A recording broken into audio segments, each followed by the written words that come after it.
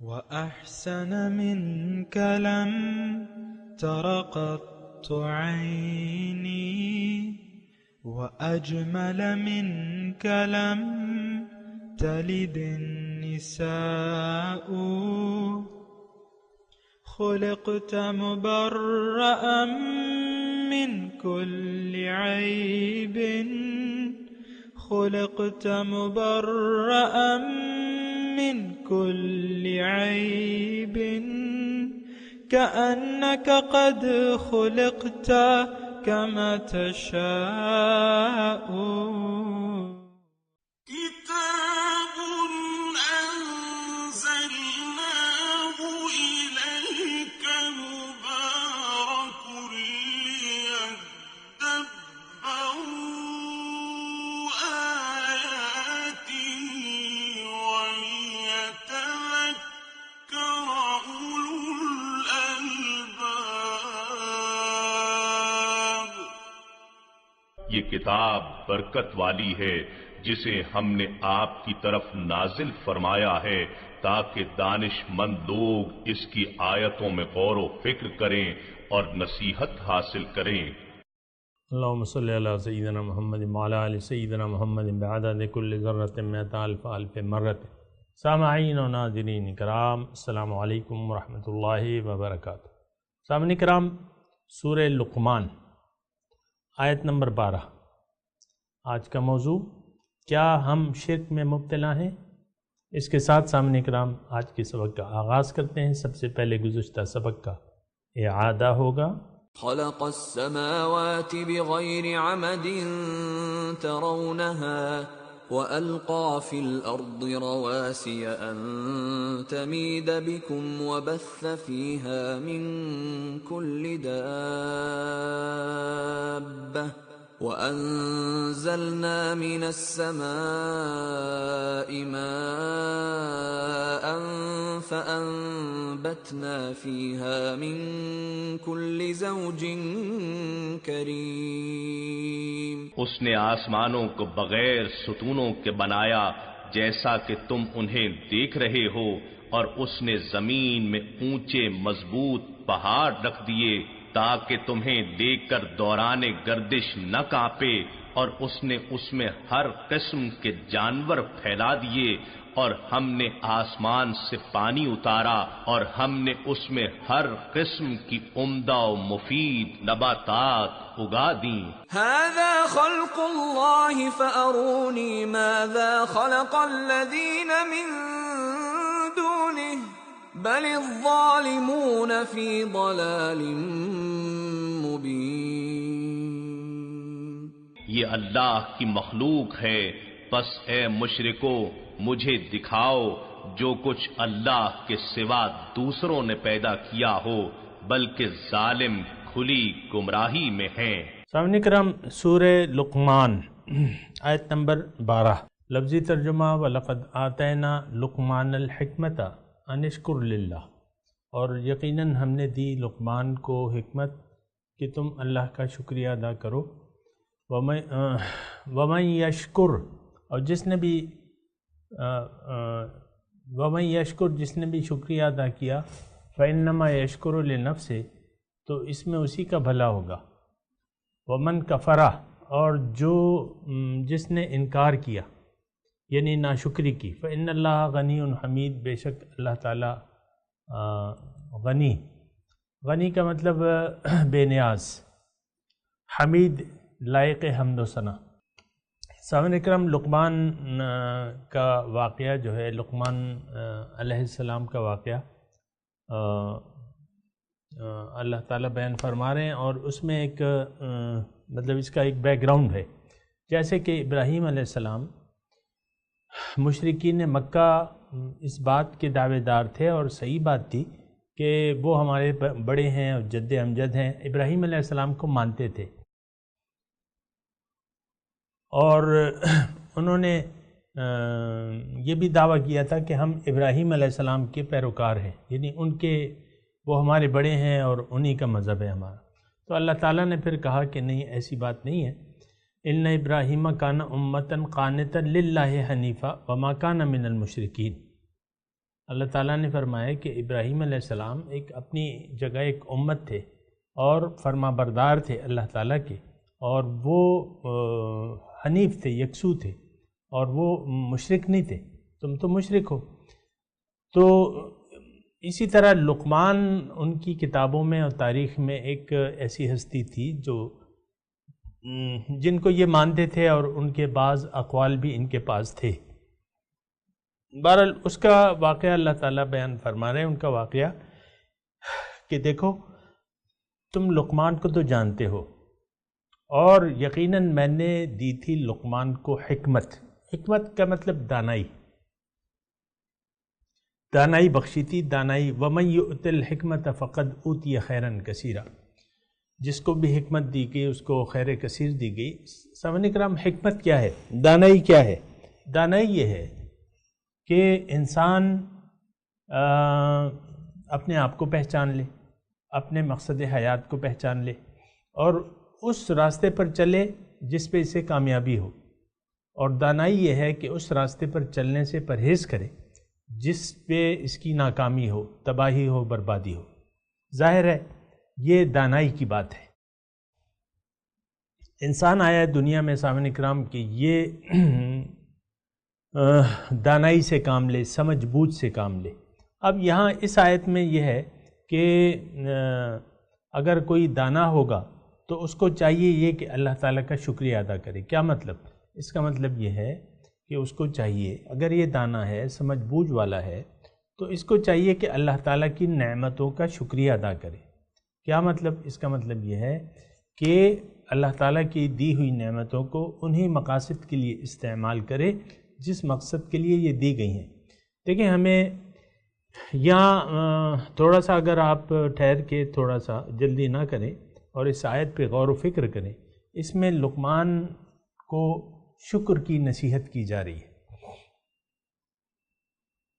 کہ اللہ تعالیٰ کا شکر ادا کرو۔ جو بھی شکریہ ادا کرے گا یہ اس کے اپنے بھلے میں ہوگا، جو ناشکری کی روش اختیار کرے گا تو اللہ تعالیٰ کو تو اس کی کوئی پرواہ نہیں ہے۔ اللہ تعالیٰ کسی کی عبادت کا یا شکریہ کا محتاج نہیں ہے، وہ غنی حمید ہے۔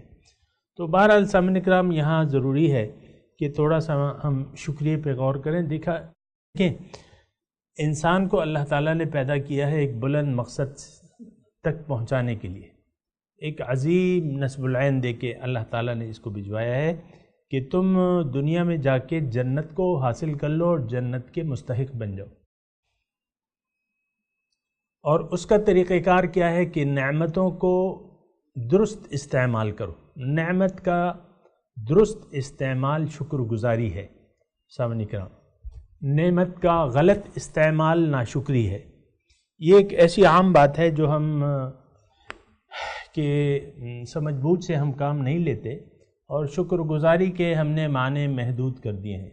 مثال کے طور پہ آپ نے کھانا کھایا، مزیدار تھا، لذیذ تھا، اس کے بعد آپ نے شکریہ ادا کیا اللہ تعالیٰ کا، دعائے یعنی کھانے کی دعا پڑھ دی شکریہ کی، الحمدللہ الذی اطعمنا وسقانا جعلنا، تو یہ ہم نے محدود کر لیا ہے شکریہ۔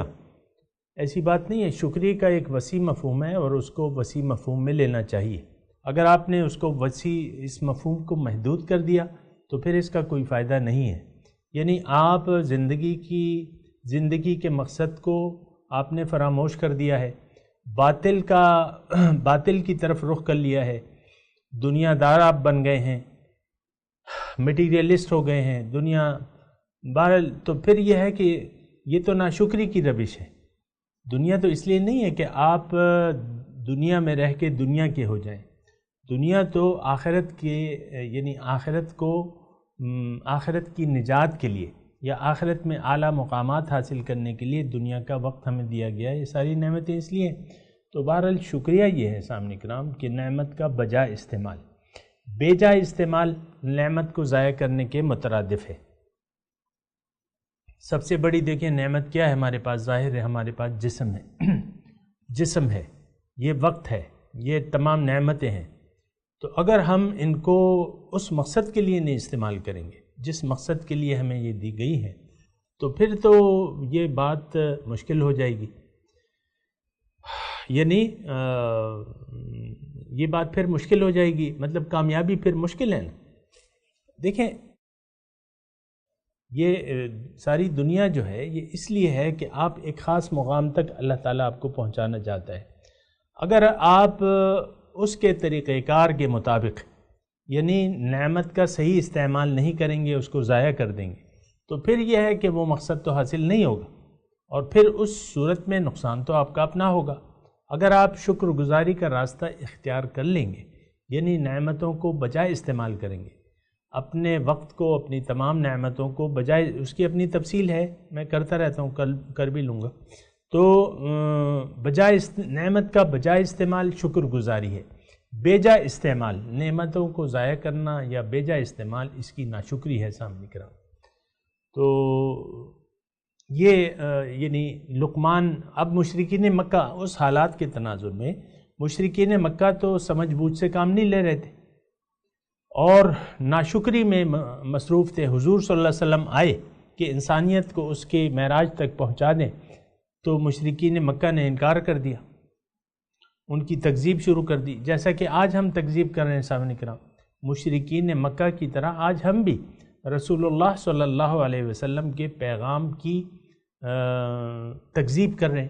وہ نہیں، یعنی جو منزل یا جس طرف انہوں نے ہمیں دعوت دی ہے حضور صلی اللہ علیہ وسلم نے کہ ففروا الی اللہ، اللہ کی طرف دوڑ لگاؤ، تو اس طرف تو ہم دوڑ نہیں لگا رہے، ہماری دوڑ تو دنیا تک ہے، دنیا ہی ہماری منزل بن چکی ہے اور دنیا ہی کی طرف دوڑ رہے ہیں ہم سب لوگ۔ یہ عام معاشرہ سامنے کرام، یہ بہت اس پہ سوچنے کی بات ہے۔ میں جب یہ بات کہہ رہا ہوں اس کا یہ مطلب نہیں ہے کہ میں جلدی سے مضمون بیان کر دوں، آپ مجھ سے تقاضا کریں کہ بھئی یہ تو ہم نے سمجھ لیا، اگلی آیت کا تم پہ پہنچ جاؤ، اس کا ترجمہ شروع کر دو۔ یہاں تو رک کے سوچنے کی ضرورت ہے، اپنے عمل کو دیکھنے کی ضرورت ہے، کیونکہ اس میں من یشکر فانما یشکر لنفسہ ومن کفر فان اللہ غنی حمید۔ یہ بڑا مرکزی نقطہ ہے کہ آپ اگر شکر گزاری کر رہے ہیں، ہم تو آج نیکی کو احسان سمجھتے ہیں، یعنی نیکی کرنا ہم احسان سمجھتے ہیں، جیسے کہ قرآن میں ہے یمنون علیک ان اسلموا بل اللہ قل لا تمنوا علی اسلامکم بل اللہ یمن علیکم ان ہداکم للایمان۔ اللہ تعالیٰ تمہیں اس کا وہ کرتا ہے کہ اس نے تمہیں ایمان کی طرف دعوت دی ہے، ان ہداکم للایمان۔ تو بہرحال وَلَقَدْ آتَيْنَا لُقْمَانَ الْحِكْمَةَ أَنِ اشْكُرْ لِلَّهِ، ہم نے دی لقمان کو دانائی، حکمت دانائی، کہ تم اللہ کا شکریہ ادا کرو۔ حکم کیا تھا کہ شکریہ ادا کرو، اور یہ میدان کارزار جو ہے دنیا کا سامعین کرام، اس کے صحیح استعمال کا طریقہ شکر گزاری ہے، ناشکری نہیں ہے۔ عام طور پہ آپ دیکھیں سامعین کرام کہ تقریباً ہم سب لوگ جو ہے ناشکری میں مصروف ہیں۔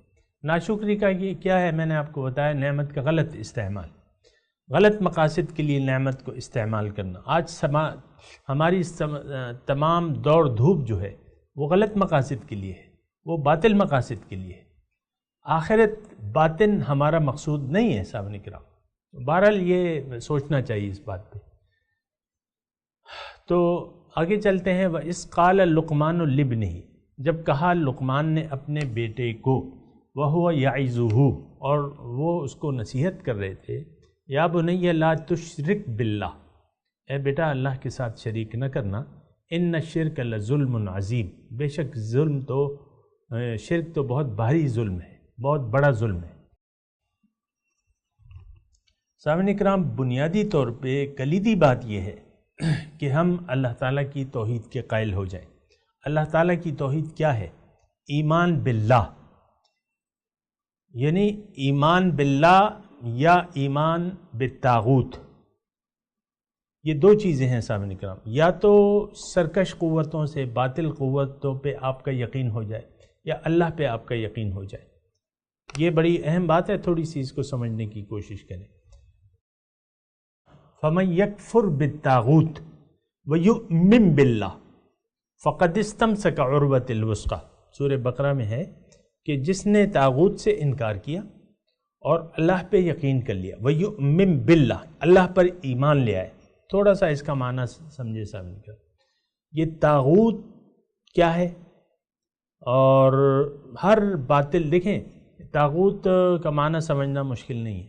دیکھیں اللہ تعالیٰ کو ہم اگر اپنا مقصود محبوب و مطلوب مان لیں اور اللہ ہی کے سامنے اپنا سر جھکا دیں، یعنی اللہ تعالیٰ کے حکم کے سامنے سر جھکا دیں، تو یہ توحید ہے۔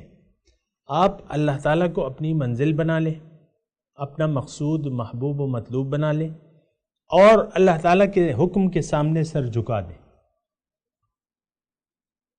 وَمَن يُسْلِمْ وَجْهَهُ إِلَى اللَّهِ، یہ ابھی آئے گا مضمون، آنے والا ہے۔ وَمَن يُسْلِمْ وَجْهَهُ لِلَّهِ وَهُوَ مُؤْمِنٌ فَقَدِ اسْتَمْسَكَ بِالْعُرْوَةِ الْوُثْقَىٰ، آگے ابھی مضمون اسی صورت میں آئے گا۔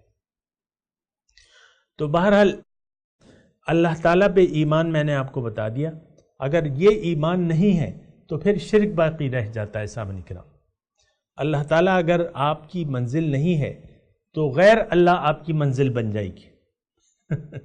یہ ایک ایسی سادی سی بات ہے، اس میں زیادہ سمجھ بوجھ کی ضرورت بھی نہیں ہے۔ مثال کے طور پہ ایک پیاسا ہے، پانی کا گلاس رکھا ہے، یا اسے وہ پی لے گا یا نہیں پیے گا، دو ہی چیزیں ہیں، یا تو توحید ہے اور توحید نہیں ہے تو پھر شرک ہوگا۔ اگر اللہ مقصود نہیں ہے تو باطل مقصود ہوگا۔ پھر جیسا کہ آج سامعین کرام، آج کا جو معاشرہ ہے، جس معاشرے میں میں اور آپ رہ رہے ہیں، اس کی منزل مادہ ہے، مٹیریل ہے، اللہ اس کی منزل نہیں ہے۔ ہمارا مقصد ظاہر ہے، باطن نہیں ہے، تو یہ تو پھر شرک کی طرف ہمیں لے جاتی ہے چیز، پھر شرک رہ جاتا ہے۔ یہ بات ایک نوٹ کر لیں، اچھے طریقے سے اس پہ سوچیں، اور سمجھ میں نہ آئے تو پھر پوچھ لیں۔ وَإِذْ قَالَ لقمان، یعنی یہ شرک جو ہے یہ ظلم عظیم ہے۔ انسان آیا ہے، سامعین کرام یہ بات ذرا توجہ سے سنیں، انسان آیا ہے اس دنیا میں کامیابی کے لیے، ناکامی کے لیے اللہ تعالیٰ نے اسے نہیں پیدا کیا ہے، عذاب کے لیے اللہ تعالیٰ نے اسے نہیں پیدا کیا ہے، اس کو ثواب کے لیے پیدا کیا ہے۔ اس کے لیے اللہ تعالیٰ نے جنت تیار کی ہے، جس میں اللہ کا قرب ہے، اللہ کا دیدار ہے، اللہ سے ملاقاتیں ہیں۔ یعنی وہ منزل ہے، پرے ہے چرخ نیلی فام سے منزل مسلمہ کی، ستارے جس کی گرد راہوں وہ کارواں تو ہے۔ ہماری منزل تو مٹیریل نہیں ہے، دنیا تو ضرورت ہے، مقصد تو نہیں ہے۔ تو اگر کسی نے دھوکہ کھا لیا ظاہر دنیا پہ، تو پھر تو یہ شرک کی بھول بھلائیوں میں گم ہو جائے گا۔ یہ دنیا اور ما فیہا، پھر یہ تمام جو ہے یہ پھر شرک ہے، یعنی اللہ کے شرک کیا ہے؟ اللہ کے برابر کسی چیز کو، لیکن آپ نے اللہ کو تو بھلا ہی دیا اور پھر غیر اللہ کو آپ نے ترجیح دے دی، تو یہ شرک ہے۔ اور انسان اگر شرک میں مبتلا ہو جائے تو یہ بہت بڑا شرک ہے۔ اور یہ بات بھی آپ نوٹ کر لیں سامعین کرام، یہاں پہ مناسب ہے اگر یہ میں بات کہوں کہ اللہ تعالیٰ نے فرمایا ہے کہ ان اللہ لا یغفر ان یشرک بہ ویغفر ما دون ذلک لمن یشاء، اللہ تعالیٰ نہیں بخشے گا اس کے ساتھ شرک کیا جائے، اور بخش دے گا اس کے علاوہ جس کو چاہے۔ یعنی شرک ناقابل معافی گناہ ہے۔ اور میں آپ کی توجہ اس بات پہ دلاتا ہوں کہ یہ شرک جو ہے یہ ایک روش کا نام ہے، ایک سوچ کا نام ہے۔ ہم تو بہت زیادہ غافل بن گئے ہیں، یا ہم نے اپنے آپ کو بہت زیادہ غافل بنا لیا ہے۔ غافل یہ ہے کہ ہمیں کوئی سوچ ہی نہیں ہے، اچھے اور برے کی تمیز ہی مٹ گئی ہے، بلکہ یہ ہے کہ اچھائی جو ہے ہمیں برائی لگتی ہے اور برائی جو ہے ہمیں اچھائی لگتی ہے۔ تو آپ مطلب یہ ہے کہ آپ یہ دیکھیں کہ آپ نے جانا کہاں ہے، یعنی دنیا دیکھیں سامعین کرام، ایک سفر تو ہے نا، دنیا موت سے لے کر پیدائش سے لے کر موت تک یہ ایک سفر ہے. آپ دیکھیں بچہ ہوتا ہے، آپ دیکھیں اس کا سفر کیسے شروع ہوتا ہے. ماں کے پیٹ سے نکلے تو کچھ بھی کمزور حالت میں تھے ہم، نہ کوئی سمجھتی نہ بوجھتی، نہ کوئی صحیح، نہ منہ میں دانت تھے، نہ کوئی صحیح کھانا کھاتے تھے. پھر آہستہ آہستہ اللہ وہ سفر ہمارا شروع ہوا. اور آپ دیکھ لیں اپنی بچپن کی تصویروں کو اگر آپ کے پاس ہیں. پہلے تو تصویروں کا رواج نہیں تھا، اب تو بچہ پیدا ہوتے ہی تصویریں بننے لگتی ہیں اس کی. موبائل ہر ایک کے پاس ہے، ویڈیو بننے لگتی ہے، موبائل وہ بننے لگتی ہے. بہرحال آپ دیکھیں یہ اب مثال کے طور پہ میرے سامعین میں یقیناً بعض ایسے ہوں گے جن کے بالوں میں چاندی آ گئی ہوگی، سونا نہیں چاندی. تو اب یہ ہے نا کہ اب یہ سفر شروع ہے موت کا. موت تک ایک سفر آپ نے کرنا ہے. اب یہ ہے نا کہ یہ سفر دیکھنا ہے کہ آپ نے منزل کیا چیز بنائی ہے، ظاہر ہے یا باطن ہے. یہ بات ذرا دلچسپ ہے، تھوڑی سی توجہ سے سنیں. انسان کے سامنے جب یہ بالغ ہو جاتا ہے، ظاہر ہے کہ اس نے اب زندگی کا سفر شروع کرنا ہے. اب اس کے سامنے دو منزلیں ہیں، لیکن ہمیں تو دوسری منزل نظر ہی نہیں آتی کیونکہ اس کا تعلق باطن سے ہے. لیکن یہ بات نہیں ہے کہ ایک چیز نظر نہ آئے تو آپ اس کو نظر انداز کر دیں. یہ مطلب تو ہرگز نہیں. نہیں، جو چیز نظر نہیں آتی وہی اصل ہے. ہمیں اپنا آپ، اپنی حقیقت ہمیں نظر نہیں آتی، لیکن اصل تو وہی ہے. انا للہ و انا الیہ راجعون، اللہ کے ہیں اور اللہ کی طرف واپس لوٹ کے جائیں گے. تو منزل ہمارے سامنے پھر دو منزلیں ہیں، ایک ظاہر جو نظر آ رہی ہے، ایک باطن جو نظر نہیں آ رہی، باطن ہے. لیکن اصل آپ کو یہ بھی معلوم ہے کہ اصل ہر چیز کی اصل جو ہے وہ باطن ہوتی ہے. پھول کی تو خوشبو ہوتی ہے، کھانے کا تو ذائقہ ہوتا ہے، پھل کا تو ذائقہ ہوتا ہے، ہر چیز کا ایک ذائقہ ہے. تو اصل تو وہ ذائقہ ہے. شہد اگر کڑوا کسیلا ہوتا آپ کھاتے اسے شہد آپ بڑے شوق سے کھاتے ہیں، لیکن اگر وہ میٹھا نہ ہوتا، اس کا ذائقہ ٹھیک ہے، شکل اچھی ہے، لیکن ذائقہ جو ہے بس منہ پہ، مثال کے طور پہ ایسا تو نہیں ہے. شہد تو شہد ہے، منہ پہ رکھتے ہی آپ لذت محسوس کرتے ہیں. لیکن اگر یہ کڑوا کسیلا ہوتا آپ کھا لیتے اسے، آپ کہتے تو. تو دیکھیں ہر چیز کا ایک ظاہر ہے اور ایک باطن ہے. ضروری نہیں ہے کہ ایک چیز کا ظاہر اچھا ہو تو اس کا ذائقہ بھی اچھا ہو. دنیا تو لذت والی نظر آتی ہے اور یقیناً اس کا کوئی ذائقہ تو ہے، لیکن یہ سارے ذائقے عارضی ہیں، ختم ہونے والے.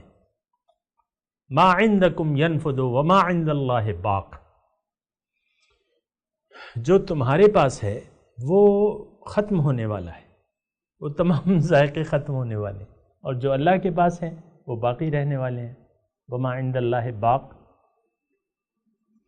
تو ظاہر تو نظر تو آ رہا ہے، ٹھیک ہے، لیکن اس کے کچھ ذائقے ہوں گے، میں اس سے انکار نہیں کرتا، ذائقے ہوں گے، لیکن سارے ذائقے عارضی ہیں. اور اگر اللہ منزل نہ ہو تو یہ سارے ذائقے بیکار ہیں. تو انسان جب اپنا سفر شروع کرتا ہے تو اس کے سامنے دو راہیں ہوتی ہیں، دو راہیں، ظاہر اور باطن. اب یہ اللہ تعالیٰ نے اسے سننے کی قوت دی ہے. یہ کسی کی بات سنے، کیونکہ باطن کے بارے میں ہمارے حواس تو کام نہیں کرتے، عقل بھی کام نہیں کرتی. تو اب اس کو چاہیے کسی باطن والے کے پاس جائے، اللہ والوں کے پاس جائے، جو باطن والے ہیں، جو روحانی قوتوں کے مالک ہیں، ان کے پاس جائے اور ان کے پاس بیٹھے. ابھی یہ آئے گا کہ وہ کہتے ہیں وَاتَّبِعْ سَبِيلَ مَنْ أَنَابَ إِلَيَّ، اور تم پیروی کرو اس کی کہ جو میری طرف رجوع کر چکا ہے. ابھی اس میں آئے گا آیت نمبر 15 میں. تو ایک تو یہ ہے کہ پھر آپ کو روحانی قوت والے انسان کے پاس جانا ہوگا، جو روحانی طاقت والا ہو، جو اللہ والا ہو، جو رب والا ہو. مختلف نام ہیں. تو آپ کو اس سے کانٹیکٹ کرنا پڑے گا کہ بھئی مجھے بتائیے، روحانیت کے بارے میں بتائیے، باطن کے بارے میں بتائیے، حقیقت کے بارے میں بتائیے. وہ آپ کو بتائے گا. اور یہ اسی تناظر میں آپ کو ایک اور آیت پیش کر دیتا ہوں کہ الرحمن فاسأل بہ خبیرا. الرحمن، اس کے بارے میں آپ کسی خبردار انسان سے رجوع کیجیے. فاسأل بہ خبیرا، کسی خبردار جو اللہ والا ہو، جو اہل معرفت ہیں، ان کے پاس آپ کو جانا پڑے گا. تو بہرحال میں آپ کو یہ کہہ رہا تھا کہ آپ کے سامنے دو راہیں ہیں. ایک ظاہر کی ہے. ظاہر کے بارے میں تو ہم جانتے ہیں، جیسے کہ ہم نے ابھی سورہ روم میں پڑھا تھا، یعلمون ظاہرا من الحیات الدنیا وہم عن الآخرۃ غافلون، کہ ظاہر دنیا کے بارے میں تو یہ جانتے ہیں، آخرت کے بارے میں یہ غافل ہیں. تو آپ یعنی باطنی یہ ظاہر کے بارے میں تو ہر ایک جانتا ہے. آپ دیکھیں ہم تو ساری دوڑ جو ہے وہ ظاہر کی طرف ہے، لیکن نہیں، آپ کے سامنے ایک منزل اور بھی ہے جس کا تعلق باطن سے ہے. اگر وہ آپ کو جاننا ہے تو پھر باطن والوں کے پاس جانا ہوگا اور پھر سوچ سمجھ سے کام لینا ہوگا. ان دونوں منزلوں میں سے ایک منزل آپ نے اختیار کرنی ہے. اگر آپ نے آخرت فراموش بن گئے، آخرت کو فراموش کر دیا کہ دیکھیں گے اور دیکھا جائے گا، پھر یہ ہے کہ ظاہر دنیا ہے اور وہ جو ہے آپ کو لے ڈوبے گی، یعنی آپ کی روح کو لے ڈوبے گی، ختم ہو جائے گی، زنگ لگ جائے گا دل پہ. لیکن اگر آپ نے باطن کا انتخاب کر لیا تو ظاہر آپ سے چھوٹے گی نہیں. جو اللہ تعالیٰ نے آپ کے نصیب میں آپ کا رزق رکھا ہے تو ضرور آپ کو ملے گا، اور آپ کو ایک اچھی دنیا اللہ تعالیٰ عنایت فرمائے گا. یہ بات اچھی طریقے سے نوٹ کر لیں. تو بہرحال وَإِذْ قَالَ لُقْمَانُ لِابْنِهِ وَهُوَ يَعِظُهُ يَا بُنَيَّ لَا تُشْرِكْ بِاللَّهِ إِنَّ الشِّرْكَ لَظُلْمٌ عَظِيمٌ. تو آخری الفاظ میں کہہ رہا ہوں کہ اگر ہم نے ظاہر کو منزل نہ بنایا، باطن کو منزل بنا لیا، تو پھر تو آپ توحید پرست ہیں. لیکن اگر آپ نے اللہ کو منزل نہ بنایا، اللہ کی طرف، اللہ کے سامنے، اللہ کے حکم کے سامنے سر نہ جھکایا، تو اب آپ باطل پرست ہیں، آپ باطل پرست بن جائیں گے. تو پھر یہ ہے کہ یہ سارا معاملہ پھر شرک میں چلا جائے گا. یہ بات نوٹ کر لیں. میں تلاوت کرتا ہوں، میرے ساتھ دہرائیے. اعوذ باللہ من الشیطان الرجیم، بسم اللہ الرحمن الرحیم. وَلَقَدْ آتَيْنَا لُقْمَانَ الْحِكْمَةَ أَنِ اشْكُرْ لِلَّهِ وَمَنْ يَشْكُرْ فَإِنَّمَا يَشْكُرُ لِنَفْسِهِ وَمَنْ كَفَرَ فَإِنَّ اللَّهَ غَنِيٌّ حَمِيدٌ. إِذْ قَالَ لُقْمَانُ لِابْنِهِ وَهُوَ يَعِظُهُ يَا بُنَيَّ لَا تُشْرِكْ بِاللَّهِ إِنَّ الشِّرْكَ لَظُلْمٌ عَظِيمٌ. ترجمہ سنا دیجئے. وَلَقَدْ آتَيْنَا لُقْمَانَ الْحِكْمَةَ أَنِ اشْكُرْ لِلَّهِ.